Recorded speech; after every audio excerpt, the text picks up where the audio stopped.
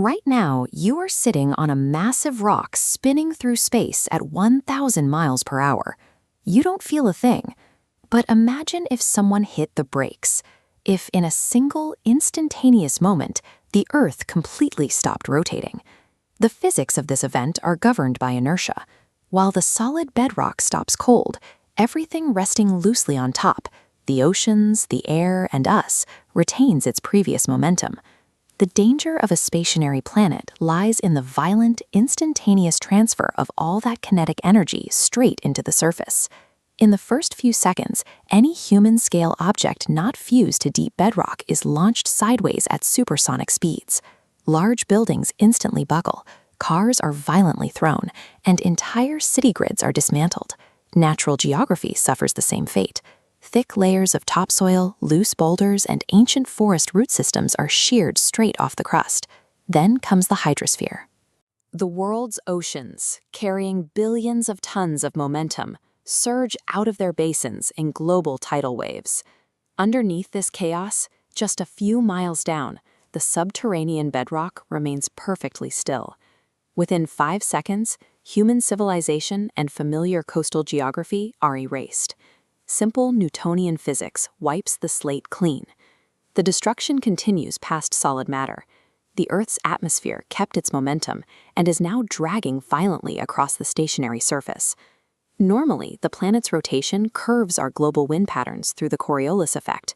Without that spin, those winds snap into rigid horizontal bands, sweeping uniformly across the continents.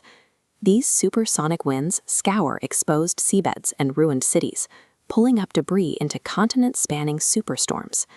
Massive dust clouds blanket entire geographical regions. The atmosphere becomes a planetary sandblaster, preventing any immediate surface recovery. Meanwhile, the surviving oceans begin a midterm migration. Earth's spin generates centrifugal force, pushing ocean water outward, creating a massive bulge at the equator. When that outward force vanishes, gravity takes over.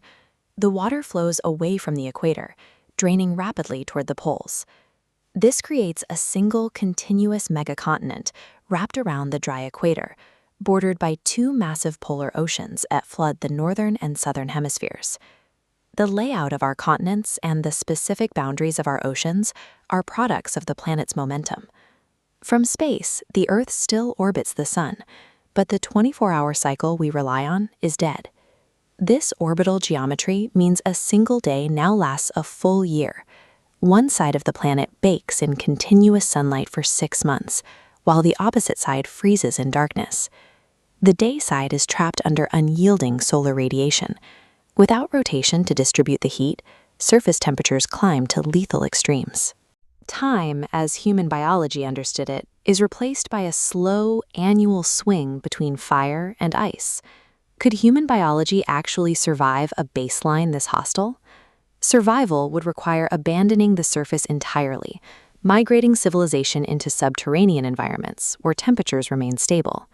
Traditional farming is impossible with year-long days. We would rely on heavily engineered, climate-controlled habitats to synthesize our food supply. Humanity would shift from inhabitants of nature into wardens of fully artificial ecosystems. Fast forward a few centuries, and the chaos settles. The hyperstorms die down, and the new geographic boundaries lock into place. Life might find a foothold in the twilight zone, a narrow, migrating strip of land between the scorching day and the freezing night. Here, new ecosystems could evolve to handle the extreme boundaries. But we live on this planet, spinning right now, maintaining a delicate balance. This rotation dictates our climate, shapes our global geography, and drives the biological rhythms of every living thing. We live within the stability it provides.